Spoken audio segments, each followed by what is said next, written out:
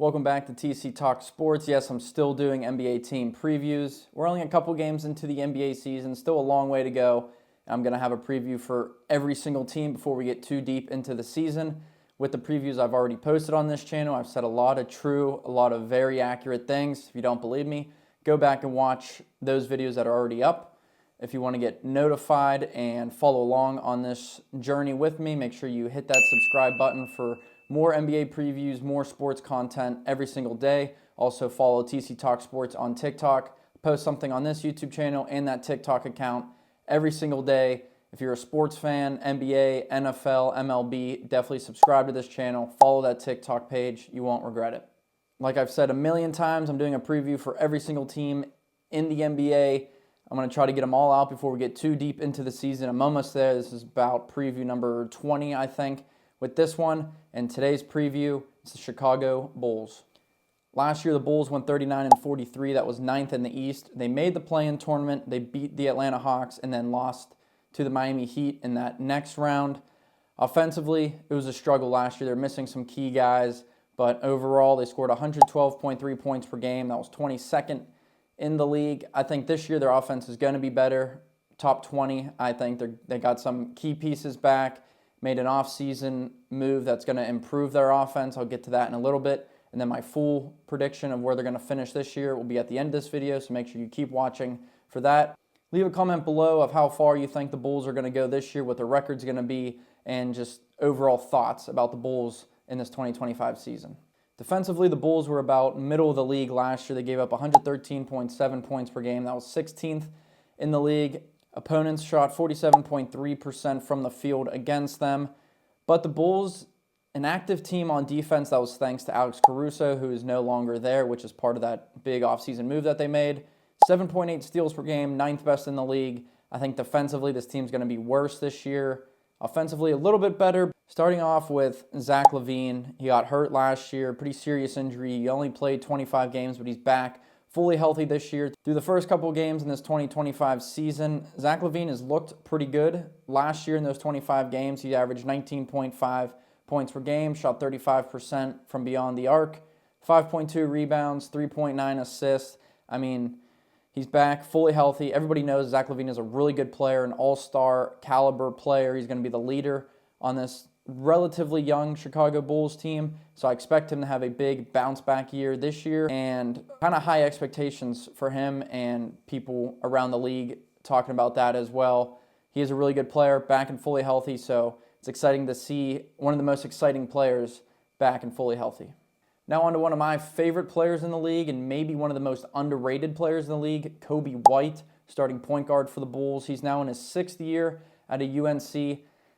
6 years already with Coby White in the league. I mean, that seems crazy. I remember just like yesterday watching him play as a Tar Heel, but he has been very impressive in the NBA so far in his young career. I think he'll have a long career, successful career, and I just think he's super underrated. Like, nobody talks about how good he actually is. Last year, he set a career high with 19.1 points per game, shot 37.6% from three, and set a career high in assists with 5.1. He was a finalist for Most Improved Player last year. I think he was robbed of that award at going to Tyrese Maxey. If you looked at their stats between those 2 years, so 2 years ago and last year, White statistically had a bigger leap in his numbers than Maxey did, but Maxey just putting up bigger numbers, so he won the award. I think Coby White got robbed of that. And this year, I don't know if he'll have a chance to win that award again because he's now kind of settled into the league as I'll say one of the better point guards in the league. I mean, he's really good. Again, just super underrated. It's sad to see. If I had to guess, probably the oldest player on the Chicago Bulls, Nikola Vucevic. 18 points per game last year, shot 48.4% from the field, 10.5 rebounds per game. That put him 10th best in the league. He's obviously the veteran on this team. They are a relatively young team. Vucevic, one of the more settled-in players in the league. I mean, he's not talked about as one of the best centers, which I kind of think he is, a center/power forward type of guy. But he can score down low, he can rebound, he can shoot threes. He's a good three-point shooter. He's getting better with his passing abilities. I think ultimately he's going to help this team on offense and that veteran leadership that he has with these guys. But again, I don't think he's going to do anything too crazy that's going to make this team super good or anything. I think they're going to have a down year. I'll get into my full prediction at the end of this video. But, I mean, the Bulls have a solid core group of players. It's just a matter of how well they can play together at the same time. An interesting offseason for the Bulls, and I think they got worse in the offseason, where a lot of teams in the offseason improved their roster, improved their depth. I just don't think the Bulls really did that. First and foremost, they get Lonzo Ball back. He hasn't played since 2022. He was one of my favorite players in college. Super fun to watch. I think he's also very underrated. He's great offensively. He's gotten better defensively every year in the league. But just like his brother LaMelo, who I talked about in the Charlotte Hornets preview, which is also up on this channel if you would like to watch, super injury prone. He's just had a sad career so far with the Lakers, Pelicans, Bulls. I mean, he just gets hurt every year. He always has some sort of problem, and it really is just sad to see. I don't think he's going to get a whole lot of minutes this year. I think they'll slowly ramp up throughout the year just because he's coming back from such a serious injury where he basically has new knees, which is kind of crazy to think that he's even playing, but he is back on the floor. I just don't think he's going to have a big impact for this team this year. Just hopefully he can stay healthy and get back in the rotations for next year. Another offseason move that I mentioned earlier, Alex Caruso no longer there, traded to the Thunder for Josh Giddey. Now, this is kind of where they substituted a really good defensive player with a good offensive player. You know, Josh Giddey, he's a triple-double threat every time he steps on the floor. Not a great scorer, but for his size, and he's not super athletic, he's a good rebounder, very good with the ball in his hands. He's going to help the offense, but the defense is not going to be as good as it was last year. Alex Caruso, one of the best on-ball defenders. His offense started to come alive a little bit last year in Chicago, but obviously known for defense. Right now he's coming off the bench for the Thunder. He's probably averaging like 3 points a game, but he's racking up steals, blocks, guarding the other team's best players. A great addition for the Thunder. Kind of a strange move for the Bulls, I think. Also did a preview for the Sacramento Kings. Go back and watch that as well. They signed DeMar DeRozan, played in Chicago. I think this is a huge loss for the Bulls. Not a great defender, but a really good, consistent, effective, efficient offensive player. And I think they're going to miss out having him. He would have been another veteran player for this young team as well. But overall, not a great offseason with trading and free agency for Chicago. They might be in a bit of a rebuild stage. Kobe White might not be there too much longer. In conclusion, offseason for the Bulls, I think they got worse. They didn't really add any depth to their bench either. But the draft, I did like their draft choice. We haven't seen him too much so far in this 2025 NBA season. But 11th overall, they took Matas Bazolis from the G League Ignite, 6'9", 200. One of the most interesting draft prospects, I think, in this draft. He's super athletic. He's versatile. He's a good defender out on the wing. He can score, but we would like to see, as in, I don't know, NBA fans, the Chicago Bulls organization, they would like to see him be a more efficient scorer. He doesn't really have a go-to move or type of shot, but he can drive downhill, score at the rim. He can shoot, but like I said, he needs to be more efficient with that. He hasn't played too many minutes so far this year coming off the bench for the Bulls.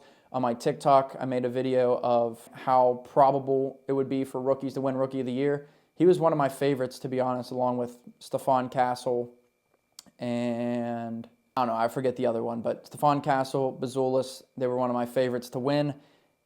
Bazolis just hasn't gotten the minutes so far yet this year. If the Bulls start to struggle as we head into the middle point of the season, I could see him possibly getting some starts or just starting with more minutes off the bench. But Summer League, he played well. I mean, that's first impression for rookies. He played 5 games, averaged 16.4 points per game, 4.2 rebounds, 2 steals, and 2 blocks. So, I mean, defensively, he's good. I think he's going to help the team overall defensively if he gets more opportunity. We just haven't seen that yet out of the rookie. But I think it was a good draft pick, and I hope we get to see Bazolis grow throughout his career and become a really good NBA player. My player to watch for the Bulls, who's one of my favorite players in college basketball. He's now in his 4th year in the league. It's Ayo Dosunmu out of Illinois.